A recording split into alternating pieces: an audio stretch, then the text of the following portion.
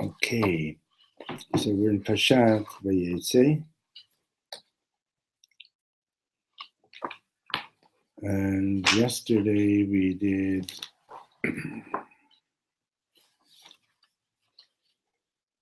206, 207. Let's see.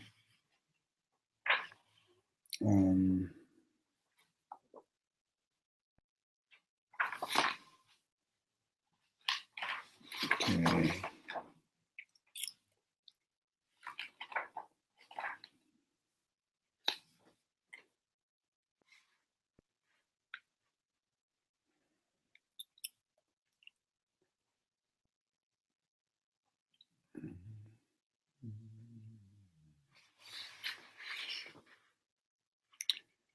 Okay, so we're on page 207. He's talking about the conscious and the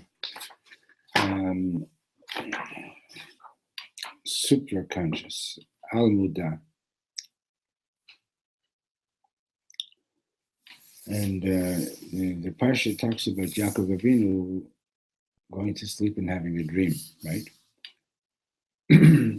And so Reb Shlomo is talking about that there are certain things that a person does that, you cannot really give a conscious explanation to it. It's supraconscious. So on page 207 in the third line, that's where we're going to continue. Okay.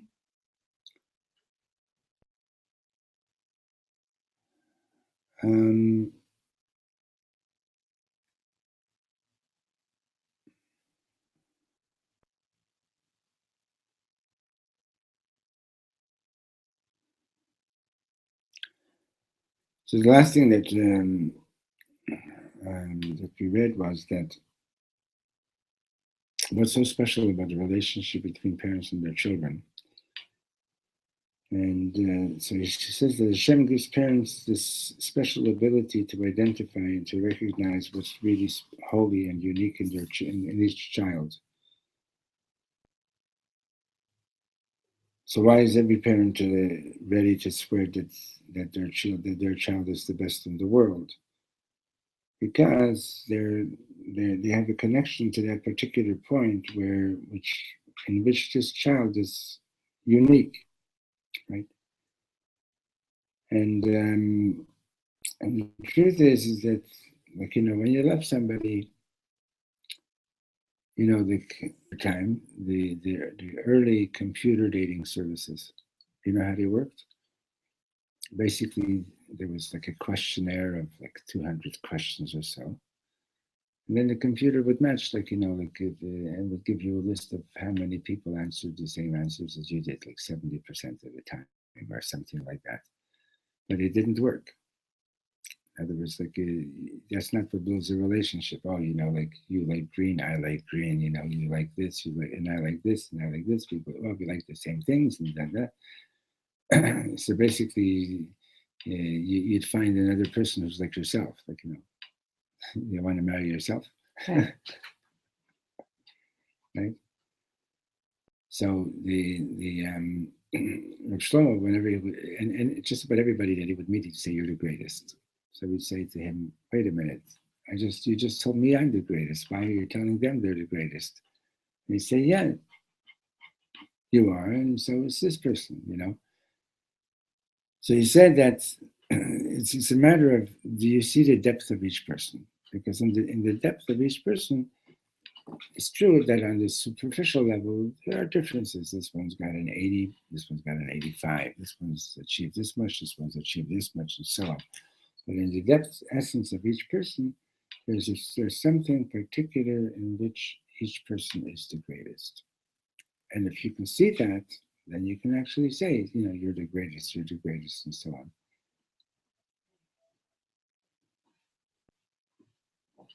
Hello. Baruch Hashem. Okay. Oh. I have to leave a little early, sorry. I had a client today, and I'm working on my stuff. This is Ziva Limor. How are you?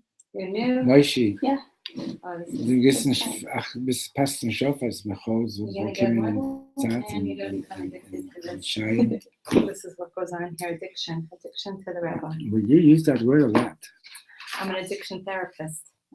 And you also have an addictive personality. Maybe, I don't know, I wonder. You ever give yourself therapy? I think more co-addiction maybe. More what? Co-addiction, like it's like the person who might Who feeds that? enable somebody who has the addictive Yeah, personality. yeah. Yeah, that might have been my thing, but I think I did 2 years of CODA. I don't know if you know what that is. No. Very healthy. It actually helps people strengthen their core so they, they don't have to like feel sorry for everybody and fix everybody. That's helpful when you're a therapist. What? That's probably helpful when you're a therapist. Excellent. Yeah. You let people fix themselves. Mhm. So we're on page 207, Okay. and we're in the third line. Okay. I think we may have read this paragraph yesterday, but I didn't make a note of it, so I don't know. What you finished yesterday? So it's היכן באים החלקים הלא מודעים שלי לידי ביטוי כשאני לומד תורה. Right. Yeah. So we're going over this paragraph. Okay. So where do you see my supraconscious stuff coming out in the study of Torah? So יש תורה שבכתב ותורה שבעל פה. So we have a written Torah, we have an oral Torah, right? התורה שבכתב זה עבור כולם. Written Torah is identical for everybody. The same chumash, same words for you, for me. It's all the same. כי אלו הן המילים שניתנו בהר סיני, because these are the words that were given on Mount Sinai. התורה שבעל פה, but on the other hand, the oral Torah, היא מה שיהודי יכול ליצור מתוכו. That's what a Jew can create from within himself. התורה היא כל כך עליונה, the Torah is so supernal, so high, שאני יכול ללמוד נושא שעסקו בו בלי הרף מאז משה רבנו. I can learn a subject that all the scholars have been studying without interruption since Moshe Rabbeinu. ולשחות פתאום לחדש דברים שלא שמעתם אוזן מעולם. And I can come up with a new insight that nobody ever heard before.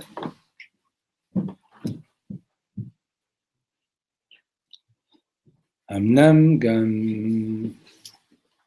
לשמחו, אמנם גם, I'm wondering where the quote is, it's usually one of the first ones here. אמנם גם תורה זו ניתנה באופן נסתר למשה רבנו בהר סיני, though this oral Torah was also given to Moshe Rabbeinu in a concealed way at Mount Sinai, אבל היא ממש שלי, but it's now, it's ממש my new insight. היא מופיעה דרך הפה שלי, it's showing up in the world through my mouth. אני הוא זה שזוכר להוריד אותה לעולם. I'm the one who had the merit to bring it into the world. אבל שימו לב, מהיכן באה התורה הזו? So where does this Torah come from? היא לא באה מהמודע שלי, it doesn't come from my conscious mind. היא באה מהקדושה העמוקה והמיוחדת שמופיעה דרכי בלבד.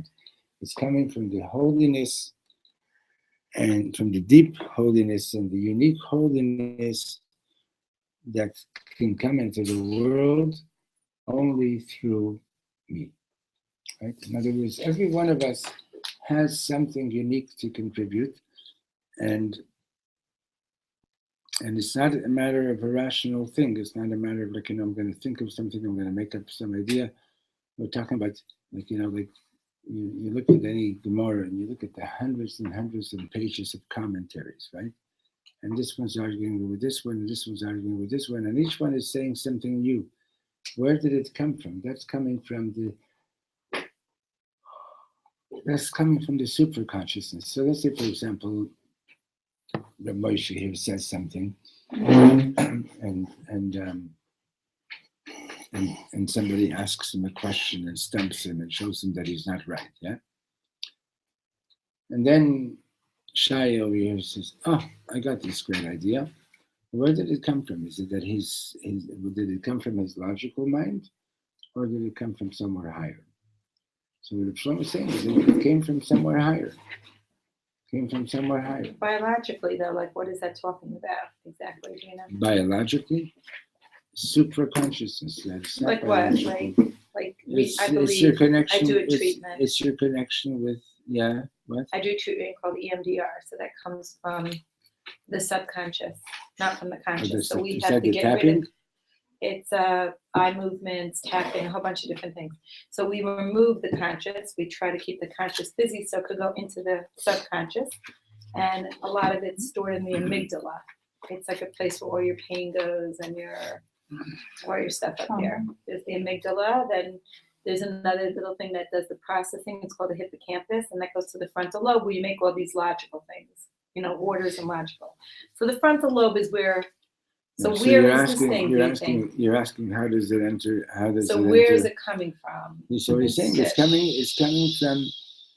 Is it like It the sounds like Freudian it's more- thing? it's more like a super Jungian thing. ego. Yeah, that's what I'm wondering. Is it like a Freudian? It's like Carl more Jung. It's like spiritual. this like It's more collective spiritual. unconscious that you can tap Well, into. I don't So know is how that to like use the those id, words super exactly. ego, No, that- I'm not gonna. No, I'm just curious. all I'm saying to you is I'm not going to answer your question because if I don't know exactly what those words mean, I'm not going to use them. Okay, so like because I the understand Dolman will say, Yeah. like once I went to them about treating men or something, so they said don't only give over directly what it says. Don't do this commentary thing because there was a woman who added commentaries to her Hamishpacha thing, and they all like ruled against her and went crazy.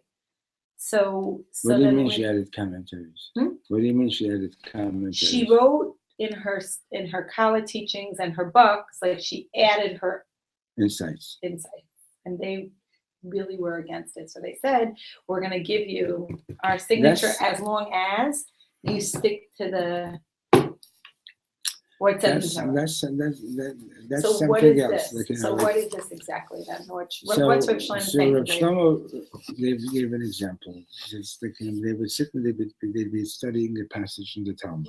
Yeah. And they come up with a problem, and they go through all the commentaries, and they couldn't find a resolution.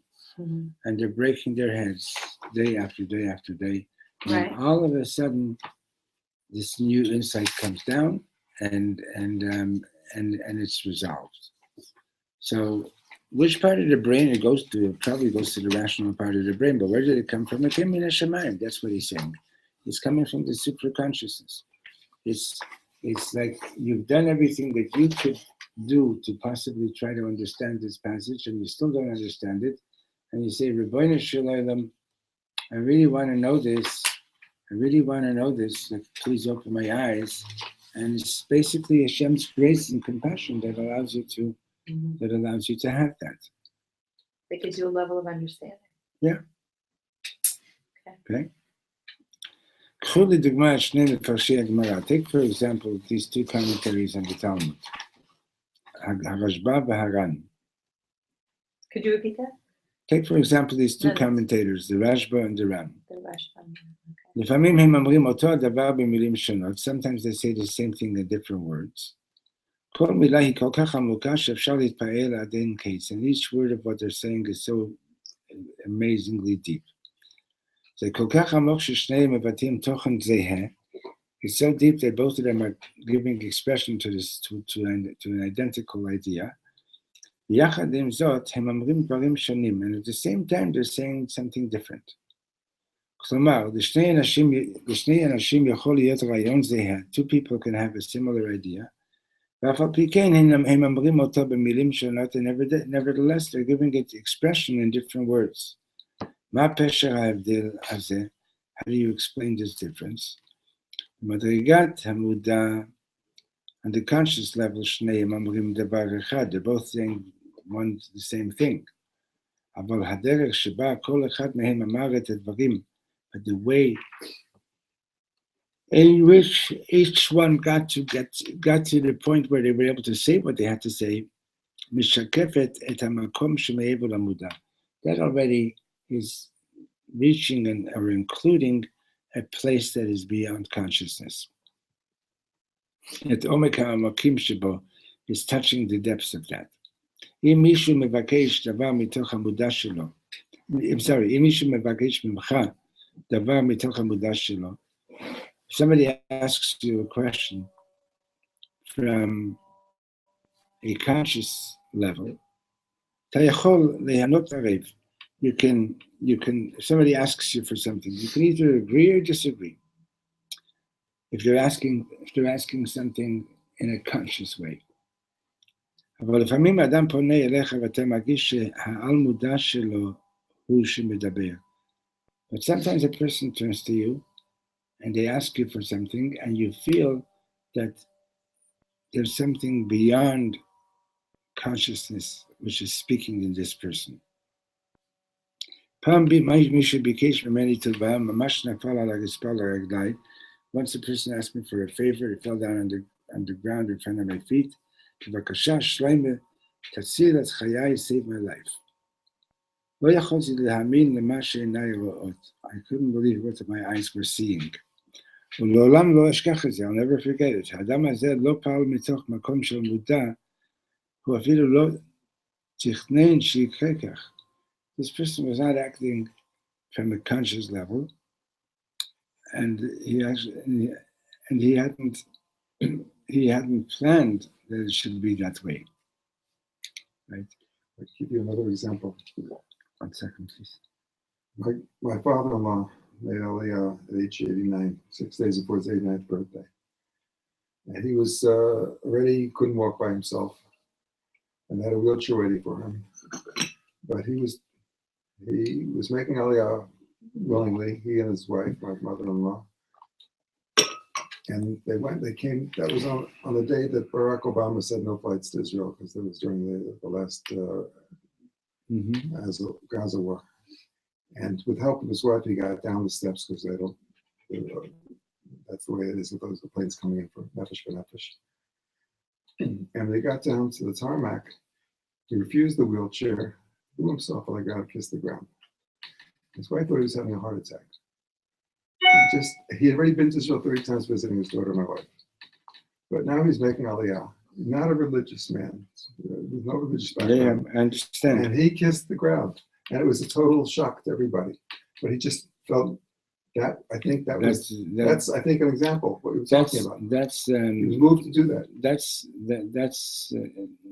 a little bit different, like there's a documented case years ago in the New England Journal of Medicine, but this elderly woman was walking with her son, and he got pinned under a car, an adult guy, and she literally lifted the front end of the car.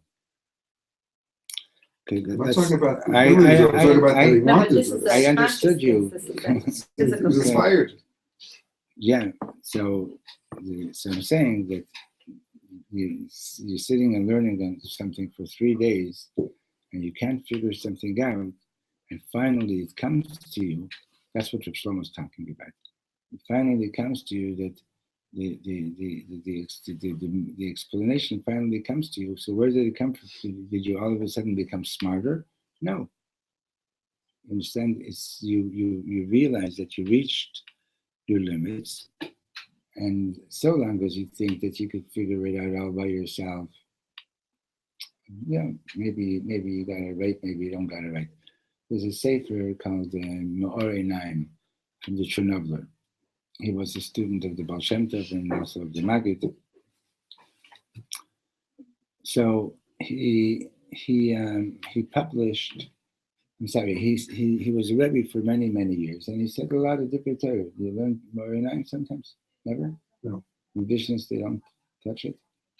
By the square Chassidim, that's like they learn Me'or Einaim like the Lubavitcher is going to tell you. Not even as much, but anyway. So they say that he said a lot of different Torah every Shabbos for many years. But the Sefer is just a 1-volume Sefer. After Shabbos, the Chassidim, like by all the other Rebbes too, those with the good memories would sit down, they would review everything that the Rebbe spoke on Shabbos, and they would write it up. And then they would give it to him. And the only things that he allowed to be published is the things that he didn't remember having said. So this is a man who was a brilliant man, so why didn't he allow the things that he remembered having said? He didn't allow that to be published because he didn't trust it. He didn't trust that he didn't make it up. But the things that he didn't remember at all, so he saw that he was channeling it. Okay. So if somebody asks you for something, right? And it's on a conscious level, right? You can say yes, you can say no. Sometimes somebody asks you for something, and you know that what they're asking for is not from a conscious level. You read this one. פעם מישהו ביקש ממני טובה, ממש נפל על הרצפה לרגליי, בבקשה שלמה תציל את חיי. Somebody fell on the floor in front of me, he says, please Shlomo, save my life. לא יכולתי להאמין למה שעיניי רואות. I couldn't believe what I'm seeing. ולעולם לא אשכח את זה. I'll never forget it. האדם הזה לא פעל מתוך מקום של מודע, הוא אפילו לא תכנן שיקרה כך. This guy was acting not consciously at all, and he wasn't planning to do this, right? So, כתוב על יעקב אבינו ויפגע במקום. So it says concerning Yaakov, it says that ויפגע במקום, and this speaks Parshat. Now, it's an interesting word, paga.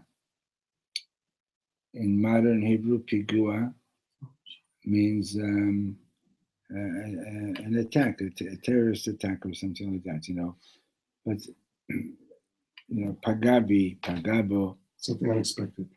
And vayivga b'makom, he happened upon the place, right? Now, the word vayivga is understood also, Rashi says that he prayed. He prayed over there. As when we read vayivga b'makom vayalen sham, the Gemara says, from here we learn that Yaakov Avinu is the one who originated Mariv prayers. Avraham Avinu originated the morning prayers, Yitzchak the afternoon prayers, and Yaakov Avinu the evening prayer. Okay, so Vayivga is one of 10 terms that are used for prayer. Okay, now in modern Hebrew, like if I say a tapogeya bi, it means like you're really bothering me. You're really hurting me. You're really interfering with me, right? So Reb Shlomo says, "Humamash tafas kiviyachol et hakadosh baruch hu ubikesh b'mafgia." It's like he's grabbed Hashem, like I'm not letting Yaakov. I'm not letting you go. Okay. V'yivgas zehaya dibur pnimi v'nogea ma. Mafgia, like really intense, yeah, like Pegia. Vayivga zahaya dibur pnimi v'nogea. In other words, but in what sense? Not in the sense that that Yaakov is like consciously telling the Rebbeinu Shalom, I'm not letting you go until you answer my prayer or something like that. But rather, zahaya dibur pnimi v'nogea. And the word nogea means touching, right? Right. And matters. So Zayadibu Pnimi B'Nogea. In other words, he was talking to him. He was talking to him in here.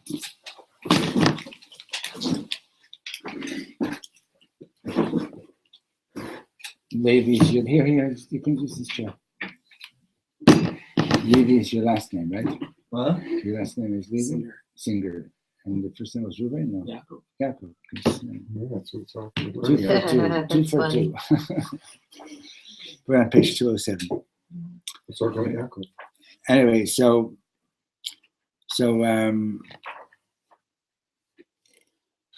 in what sense did Yaakov's prayer like really grasp Hashem? In the sense that Yaakov was praying from a supraconscious level, right? So Yadibur Pnimi V'Nogea. In other words, whatever he was saying was coming like mamish from his deepest guts. Hunaga Hashem, and thereby his words touched Hashem, right? But more than just touched, but they grasped Hashem. When does a Jew bring Yerushalayim to the whole world? Pashut מאוד. כשאדם מבקש ממך טובה, כך שהוא לא רק מבקש דבר מסוים, אלא נוגע בך בעומק העומקים שלך. When a person asks for a favor from you, in such a way that he's not just asking for a particular thing, but he's reaching you on the deepest depth. So what's he touching? What is the krikiya here? Right? What's happening is that he's reaching a part of you which is not your rational self. Who is reaching? I don't. Whoever. Like a little. Somebody. Uh-huh. Somebody asks you for a favor, right? Uh-huh. So the idea of Pekiah is they can ask you for a straightforward favor. It makes sense. You know, I want to go shopping. Would you mind lending me your yacht? Okay. Your car. No, yacht. Whatever. Is Venice? Whatever. Who cares? Okay. And so on a rational level, it's like, like I need to go shopping. I need your yacht. I do that on purpose. I do speak a little bit of English, okay? And you're going to answer me maybe yes, maybe no, whatever way he's going to answer, whatever way I'm going to answer you, right? But suppose, for example, like I say, Ziva, I need your yacht, and it's not coming from a rational thing, like oh, it would be nice to have your yacht to go shopping or something like that. But it's like something in me is like I really need this, and so that's going to touch I'd you. be more cautionary actually, and not want to give it to you. Right. No, I'm serious. I know. Because it's Litvak. like these type of people. It's not true. That's not true. Yeah, I think I know. that's I'm just kidding. a key for borderline take advantage of the. You're hitting on something. I know. I've gotten into too many situations with these people. Yeah. I also have been burned in those situations. Oh my God. Okay. But sometimes somebody asks you for something. The point is, sometimes somebody asks you for something. I hear what you're saying. And it touches you deeper than common sense. Than much deeper. Like like you really feel like. It's like in last week's Parshat, Vayeta Yitzchak L'Hashem L'Nochach Ishto Vayater Lo Hashem. So the Reb Shlomo says, we learned this, right? In other words, he prayed his prayer was so deep that Hashem was praying his prayer. Right. So like. In other words, somebody wants something. Somebody wants something from you, right? And it's reaching you so deeply that you want it for them too. Right. Okay. Okay. So what's happening is that Hunogeya Ba'al Mudashalcha is touching your super consciousness. He's touching you on a level that is like it's like I can say I kind of see I know it. your name. I'm just going to call you Beryl. You put on film today. Come, let's put on film. So do me a favor, put on film, and so on, right? And you can look at me, you can say, get lost, right? But then you see, for example, a 15-year-old little kid from the yeshiva goes over to some professor. He doesn't even have a tenth the vocabulary that this professor has. And he says, would you like to put on film? And the guy looks at him and says, okay. Right? 5 minutes ago, some sophisticated rabbi came up to the guy and says, hey, I want to talk to you about tefillin. Would you like to put on tefillin? Let me tell you why you should put on tefillin, this and that, and so on and so on. And he says, get lost, right? Or whatever, right? And this little kid comes up to him and says, would you like to put on tefillin? The difference is that this little kid who's speaking to him right now, his neshama is talking to his neshama. Understand? And when a neshama is talking to a neshama, it's a whole different level of conversation.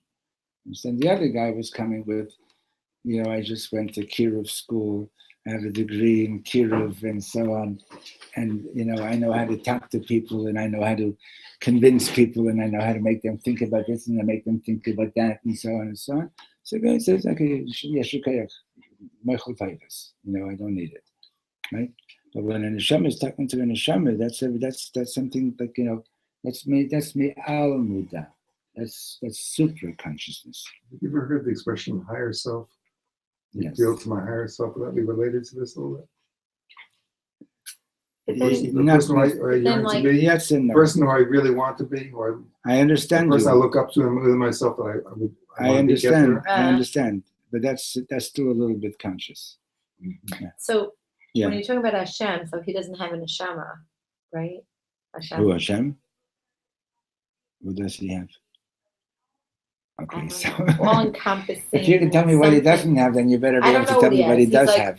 He's an He's that, Abinu. okay, good. No, Like so you can't define him. You can't define Okay, him. so then you're talking about prayer. So you're talking about the fact that he was able to grab Hashem through this unconscious prayer. So Hashem Not literally unconscious. likes Didn't so say much. unconscious, super conscious. So he's able. So Yeah, Hashem so in other wants words, to pray his prayer. That's right. So does it talk about this? How to get there, or anything about that, or what?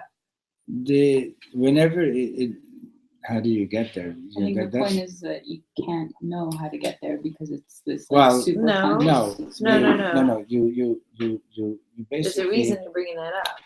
You basically, you have to get beyond your conscious self, and that you can do through certain meditations and so on. Okay? It's everything you've been saying seems to me that part of this, maybe not all of it, part of it is to really try hard, to do a lot, and the other part is to let go. Let go, let God. You go to your maximum, and then you have you to reach let go. even bechal. What's the definition of belief? The definition of belief doesn't mean that you're stupid. Some people think, oh, he believes, he's stupid. It's not stupid. Like when the Berditchever, his father-in-law was a very big mistake with him. When he found out that his daughter married a chassid, he wanted his daughter to ask for a divorce. Anyway, so he comes back from having spent some time at the Mizrahi market, and his father-in-law says to him, "So what did you get there? So he says, I learned that there's a God." So he says, "Ha!" And he calls over the servant in the house, Isabella, is there a God? And she says, yes, there's a God. So he says, she knows that there's a God also. He says, no, she says that there's a God. I know that there's a God. Okay, what does that mean? You can talk about God on a rational level, and you can have a relationship with Hashem on a mysterious nefesh level, on a beyond rational level, right? It's like, you kind of, Jews came to America and it was like wholesale assimilation. And then there were a few individuals that said, no, we're going to set the agenda. And with great mysterious nefesh. Okay? So that's going beyond, that's going beyond the rational. And but to do that, you have to be totally devoted. You have to be totally devoted. Now, so some people are that way. I don't know how, but if you were to spend time every day meditating on the fact that your real essence is your neshama, and that the essence of your soul is Hashem, you'd be living your day totally differently. Understand? The problem is that when I get up in the morning, oh, where's the coffee? Where are the cookies? Where's this? Where's that? Right away, we start off with the body. That's why we're supposed to start when we wake up. We're supposed to start with Modeh Ani Lefanecha, right? That you've given me back my soul. That you, Hashem, you're the real essence. You're the real reality. And we're really nothing. So now, but even with that, doesn't mean that you've already reached the super conscious level, right? Like when this Chassid always used to say in Montreal, used to say, talk is cheap. You can talk is cheap. Es kostet nicht kein Geld, right? And but to actually to live with that consciousness is very hard. I take, for example, in the laws of tzedakah. You know, let's say your neighbor comes and says they have to have an operation and it's going to cost them $40,000, and it's a matter of life and death. And they come to you and they say, you're the only one that can help me. Let's say that's the truth. I'm not talking about shysters. According to the Torah, you better go mortgage your house and give them the $40,000. Wow. It's only when it comes down to a matter of saving my life versus saving somebody else's life that my life takes precedence. You know, so if you were ever fortunate to meet some people like that, you're very lucky. Well, Reb Shlomo was like that. He died penniless, and he could have had a lot of money. Like like the other last week I saw on the internet, some of these singing stars are millionaires, multi-millionaires. Reb Shlomo was like he was the face of Jewish music, right? Right. He died penniless, and somebody came over to my friend at his funeral with a whole bunch of post-dated checks that Reb Shlomo had given him, a Haredi man, that Reb Shlomo had given him so that to pay his rent for the next year. And he asked my friend, is anybody going to cover that? Okay. There's a story in one of the books that there was this, this guy was always putting down Reb Shlomo. And one day he said he's no longer going to do that. He has the highest respect for him. So what happened? Story was that Reb Shlomo was supposed to do a concert on Lag BaOmer in a certain shul, big shul in New York. And he's walking in the streets there in Manhattan on the west side, and he sees this woman that he knew, and he sees that she's really in a bad way. So he asks her what's going on. So she says that she's on her way to the going. Soon, yeah, 2 seconds. She's on her way to the river. What's that called there? The Harlem East River. The East River. Well, from the outside, it's this Hudson River. The Hudson. Yeah. And she's planning to jump in, and that's it. Wow, that's it. Wow. Why? Because she just came from the doctor. Right. And she's been battling with cancer, and the doctor said that she has 3 weeks left, as if he has the right to tell somebody that. And she decided she's not waiting around. So Reb Shlomo Carlebach embraced her in the street, and he was standing there in the street holding her for the erech 15 minutes. As he was standing there with her, he was trying to save her life. The rabbi of the shul that he was supposed to give the concert at passed by, and Reb Shlomo noticed. When he got back to his apartment, and he wasn't surprised that there was a message on the answering service: your concert is canceled. Wow. Okay, everything's min hashamayim. A couple of hours later, he gets a call from this rabbi in Rochester. I think it was Rochester, New York. That they had a plan. They planned a concert with Moshe Yesel and for Lag BaOmer, but in the meantime, Moshe Yesel slipped on the ice and he broke his leg, and he had to cancel. And so he asked Moshe Yesel, called him to cancel, and it's 2 weeks away from Lag BaOmer. And so he asked Moshe Yesel, what do you suggest? So he says, well, try Shlomo Carlebach. So the rabbi was calling Shlomo Carlebach. And Shlomo says to him, wow, it just happens to be that I just had a cancellation and I'm available. Okay, so the rabbi says to him, well, how much do you charge? So he said, he tries to get at least $3,000 because I know the early years of the Moshav Shlomo was paying all the bills. The families there were living in poverty. Mm-hmm. So the rabbi says, "Oh, that's way over our budget." So Shlomo says, "I'll tell you what. There's 2 weeks to Lag Baimer. Go and really advertise a lot, and whatever comes in over your expenses, up to $3,000, that's how much you'll give me." The rabbi said, "Great." At the end of the concert, the rabbi was very proud that he put an envelope with $2,800 into Shlomo's hands. Baruch Hashem. Well, always after the concerts, there was always people who wanted to talk to Shlomo.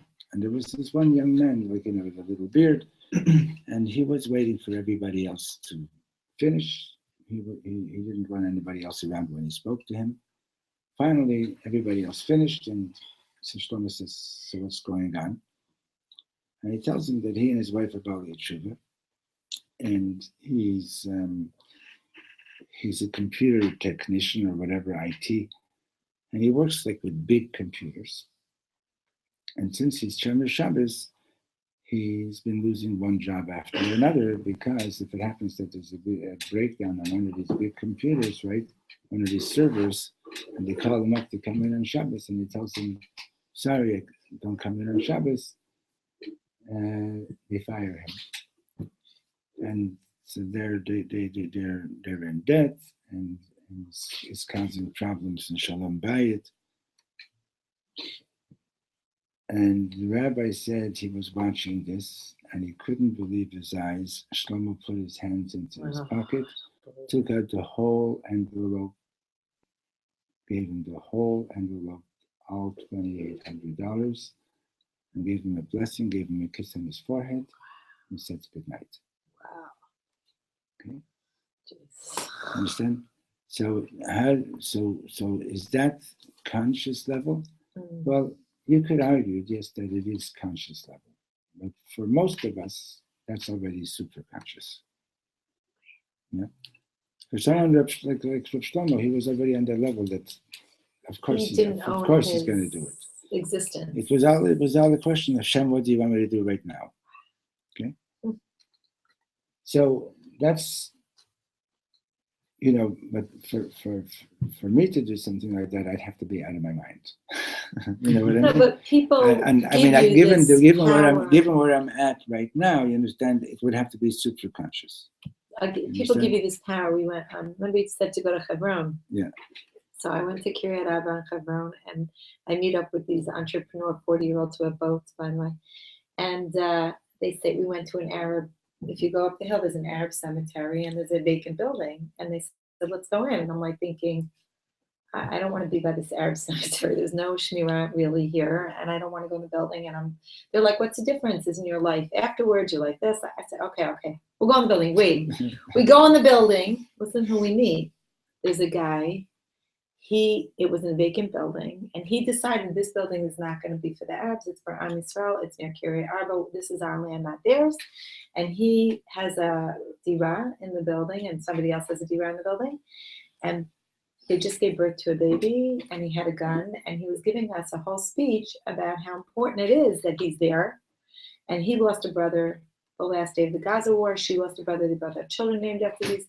But it was so impactful to me. So they asked him, "Why are you doing this?" And he said, "It's Kiddush Hashem." And I was so Kiddush Hashem, dying and giving a level Kiddush Hashem is also an example of super consciousness. Like, why on earth? I mean, who would live there? It's like really not Hashem. Okay. It's not. No one's there. It's that building, the cemetery. Yeah. It's. But it was so. Right. It wasn't totally super consciousness, because right. It's like nobody normal. So when a person talks to you that way, from his deepest depth, he's touching your super consciousness. When that happens, how could you possibly refuse? So when that encounter takes place, המגע הזה בין העל מודע שלו לעל מודע שלך, לשם מגיע ירושלים. So this is amazing. So he says that when this person's super consciousness touches your super consciousness, that's Yerushalayim. Okay. We have to think about that. What does that mean?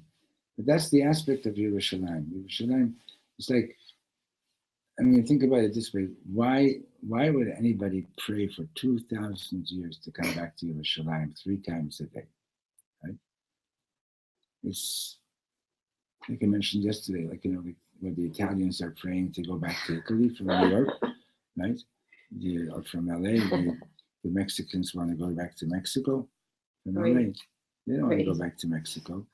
They're making a good living in Los Angeles. So, but really, whether it was in the best of times or whether it was in the worst of times, we never stopped praying. We never stopped praying to go back to Yerushalayim. Right? So Yerushalayim is the aspect of super consciousness. Yeah. Now, if you know a little bit about the history of Yerushalayim, Yerushalayim has a very blood-soaked history, unfortunately, And so it's not a simple push city, There have been many battles over Yerushalayim, even in the last, not just in our times, but in the previous centuries and so on. So, because Yerushalayim is so important that people are willing to, people are so connected. There's an interesting halacha. It's in the last mission in Ksubis. If a woman wants to make aliyah and her husband doesn't want, so she has the right to demand a divorce, and he has to pay the ksubah. If he wants to make aliyah and she doesn't want, he has the right to give her a get, and he doesn't have to pay the ksubah. If a woman living in Bnei Brak wants to move to Yerushalayim, and the husband doesn't want, she has the right to demand a divorce, and he has to pay the ksubah. Wow. If he wants to move to Yerushalayim and she doesn't want, he has the right to give her a divorce, and he doesn't have to pay the ksubah. Now, isn't that interesting? Never mind, once when I was learning this Mishnah back with students in grade 9, so this girl picked up her hand and she says, I think that's wrong, they should stay together no matter what. I agree, they should stay together, okay? But the point is that there's something about Yerushalayim, that touches people in a very, it's like, some people come to the Kotel and they look at the different layers of stones at the Kotel and they say, what period of history was this from? What period of history was that from? For that, you didn't have to come to Yerushalayim. You could have read it in a book, And some people come to the Kotel. When I was here with my students on March of the Living in 1994, it was amazing. Some of the people who just started crying like crazy, and they weren't religious kids. They just went on fire, just like that. So for some people, being at the Kotel is like a logical, rational experience. Or this is the last remnant of the Beis Hamikdash, and this and that, and you try to get into it. For some people, it's just so deep and clear that they just mamish connect with it right away. So that's the essence of what Reb Shlomo was talking about. So when he says Vayal and Sham Yaakov, that Yaakov slept over there, and Rashi tells us what is that place? That was Har HaMoriah. But he said the whole interesting Rashi. It was actually taking place not in Har HaMoriah, but Har HaMoriah came to meet him. Har HaMoriah is the mountain you should know. I should know. Moriah. Moriah? That's not my name. Nah? And Limor, but it's same letters. I have a daughter named Maria. But Moriah is it's a temple mount. Har HaMoriah is a temple mount. Yeah. Right? And that's so where the Akedah took place, right? So Yaakov is leaving Eretz Yisrael, and he goes all the way towards Haran. And then he says, "My gosh, how could I have passed through Yerushalayim and I didn't pray? My parents prayed there. I have to." He starts to go back. So Hagar Moriah comes and meets him. The mountain took. Do they know about where this the mountain was? took a walk and met him. Do they know like where this? Well, 1 second. Yes. This is a Rashi on this week's Parshat. That's the I have to. This isn't relevant, but the Arabs believe that the mountain came to Muhammad. Yeah. That same mountain. Yeah, I presume is that's where we have to fight with them. But We're the in Arab, the same Yerushalayim is not mentioned in the Quran even once. It's Asa ben Yaakov. I think that Harabait did. And Muhammad himself said that it's not Yerushalayim. Be well. Call to. Bye. If anybody wants See you to tomorrow. I'll try. Maybe. I gotta So, cook. If anyone wants Ziva to is come having tomorrow. a speaker for her daughter's Yahrzeit in yahrzeit. my home. You're welcome to come if anyone wants to come and jot it there. Thank you. See you there. And food. Thanks, Rabbi. Sorry. Thank you, call to.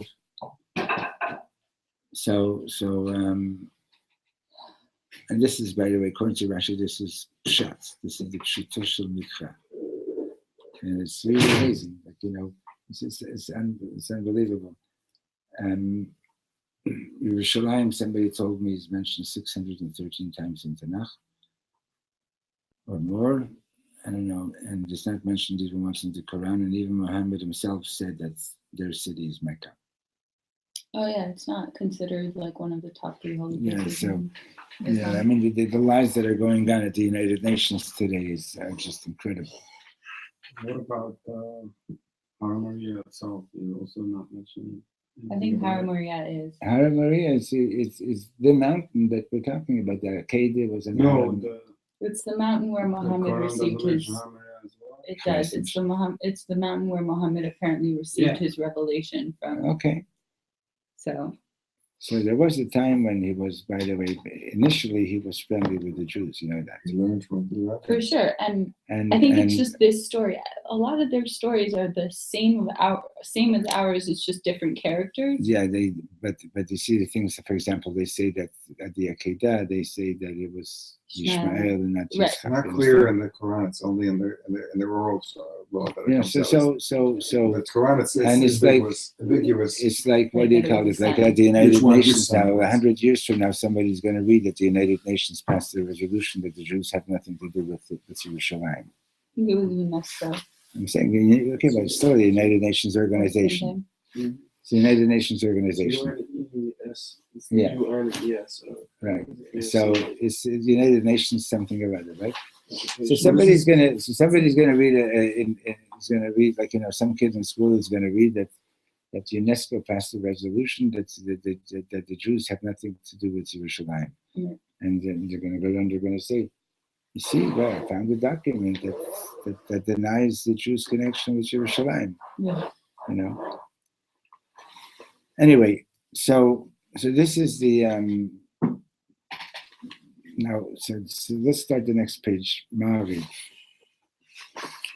Now you know that we daven 3 times a day, right? Halavai, I should daven once a day. I mean, real davening, right? So what's the union of Ma'ariv? Now, Shachris and Mincha are Chovah, are obligatory prayers. Ma'ariv is called Reshut. It's willst du ja, willst du nicht? Okay. What does that mean? That it's sort of up to you.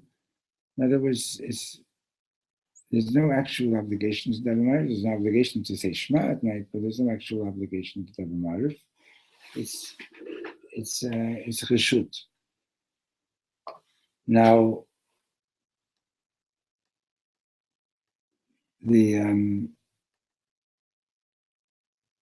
what's the difference between when something is Chovah and when something is Reshut? When something is Chovah, when something is obligatory, that means that Hashem is giving you the strength to do it. Hashem does not ask you to do something without giving you the ability to do it. if you're not capable of doing it, you're not obligated. If you're obligated, that means that Hashem is saying that you have the capability of achieving. Now, so Shachrit and Mincha, even if I don't feel like davening, but since I'm obligated, that means I can tune into the energy that God is giving me to do it. Okay? Mariv, since it's not obligated, the only way I can achieve it is by really doing it myself. By doing it because I really want to do it. Now, Vayifga b'makom. So the one level, the Pshat is that Yaakov happened to be at the place. He happened upon the place. And that's how Hamogiyah, and he prayed there, right?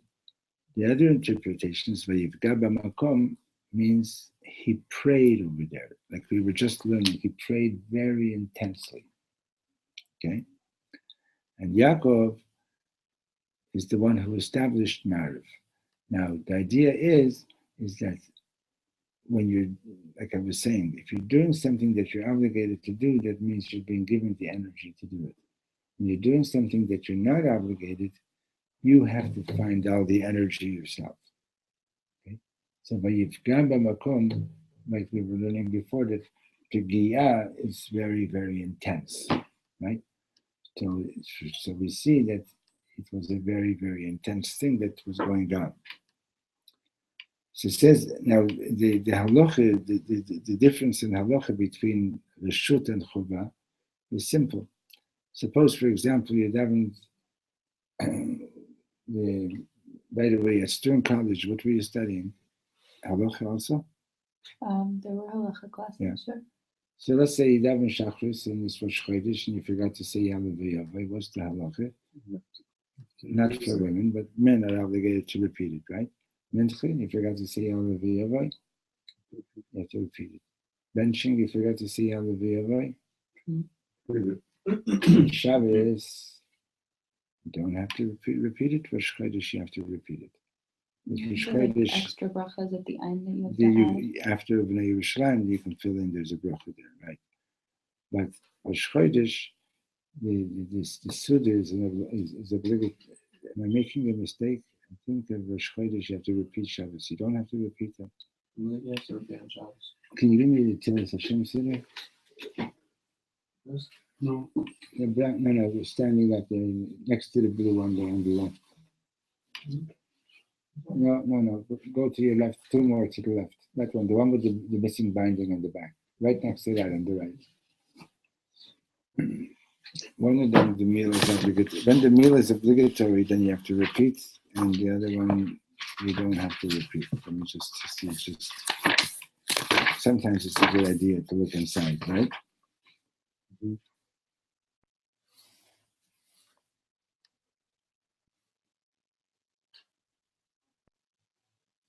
So, right. Shabbos and Yom Tov, you have to repeat. Chol HaMoed and Rosh Chodesh, you don't have to repeat. Okay? Also, Shalosh Shudas. If you forgot Yom V'Yavo, you don't have to repeat. Okay? In other words, when it's obligatory, you have to go back and repeat. If you forgot Yom V'Yavo Yamarev, you don't have to repeat it. Because to begin with, the prayer was not an obligatory one. Okay? So that's just to illustrate thank you for correcting me. So that's just to illustrate you want to do it again? No, I appreciate when somebody corrects me. Okay. So the Vayifga b'makom. So we're learning from here that so he says Tfilat ha'erev en lazman kavua. Marav doesn't have a specific time. All night is good for it. Elazmana ad alot hashachar. You can daven Marav until the rise of the morning star. בנוסף, חכמים לא תקנו את תפילת ערבית כחובה כמו תפילות שחרית ומנחה, אלא היא רשות. Marav is not an obligation, right? So tomorrow we're going to go into this Indian of prayer that is obligatory versus prayer that is not. You understand? And think about it. It's a whole big issue in itself. Like, what does it mean that you're obligated to daven? Right? What does that mean? Isn't davening something that should be spontaneous? Right? Isn't prayer something that should be spontaneous? Not necessarily. That's what Rabbi Nachman says, no? That's what his Baidu says. Right, there is prayer. But this is really tefillah. That's a form of, it's a certain kind of tefillah. But the idea of ritualizing something and making it, something that you do, even if you're not necessarily driven to do it from a place of wanting to do it, that's what builds discipline and strength in that. The more you do something that you don't necessarily want to do, the more you gain from it. That's true. That's true. And the truth is also on a deeper level, you're not really davening just for yourself. You're davening for Hashem. You're davening because Hashem wants you to bring His presence into the world. Hashem wants you to bring His presence into the world. And He needs your help. He needs your prayers to do it. That's the relationship that He set up. Not that He needs, but He set it up that way. He set up this dynamic relationship between us and Himself. And He's saying, you have a big part in determining how much I'm going to show up in the world. I have a hard time with things like that. Well, here's the story. It's in the Gemara. It's a Hasidic story in the Gemara. Reb Shlomo Carlebach says that on Yom Kippur, as he was leaving the Holy of Holies, the Shekhinah says to him, Yishmael, my son, give me a blessing. And he blesses the Shekhinah and he says that your compassion should overpower your anger. And the Shekhinah says, like, Amen. This Rebbe explains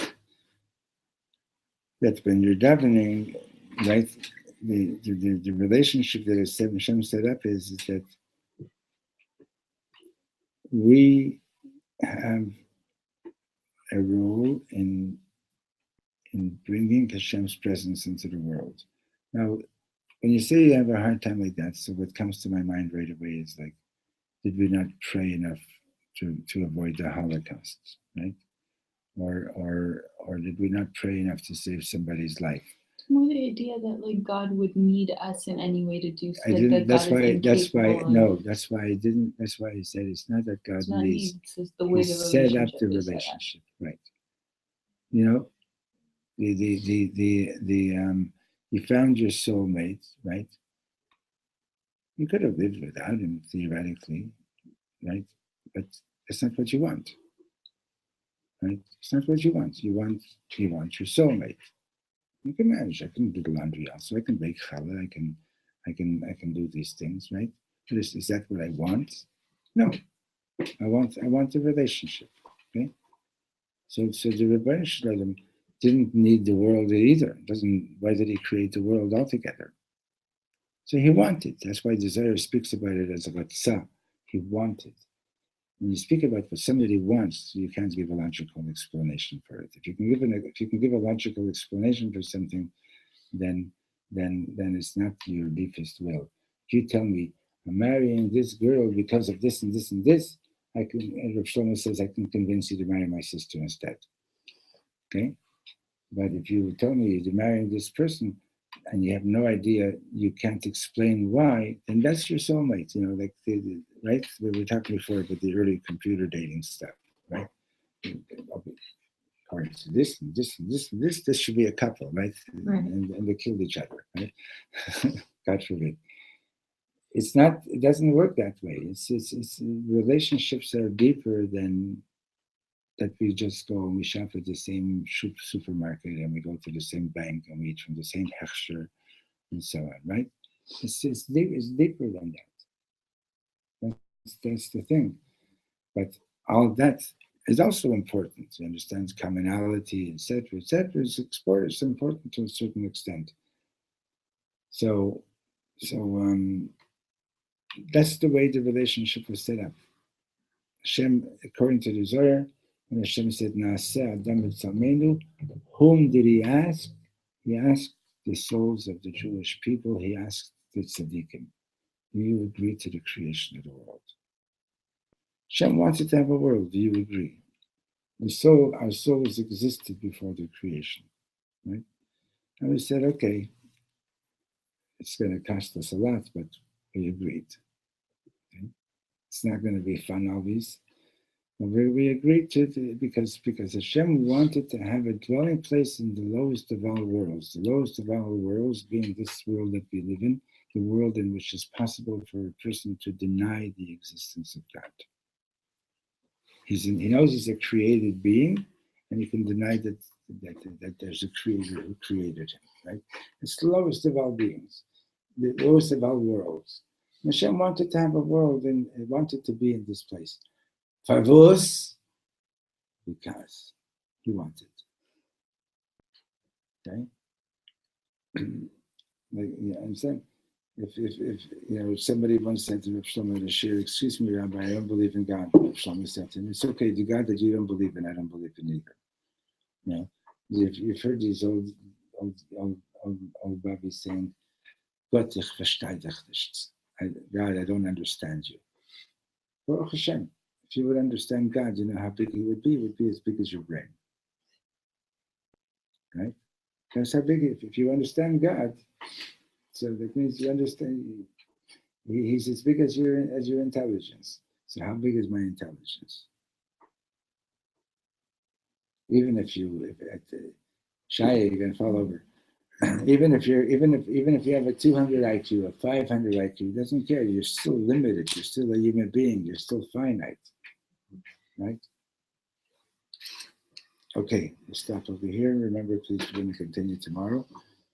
Wednesday, I don't give this class because I go to a different shir, but so tomorrow, yes, and Thursday, and also Wednesday night Parshat class if you have me Thursday coming.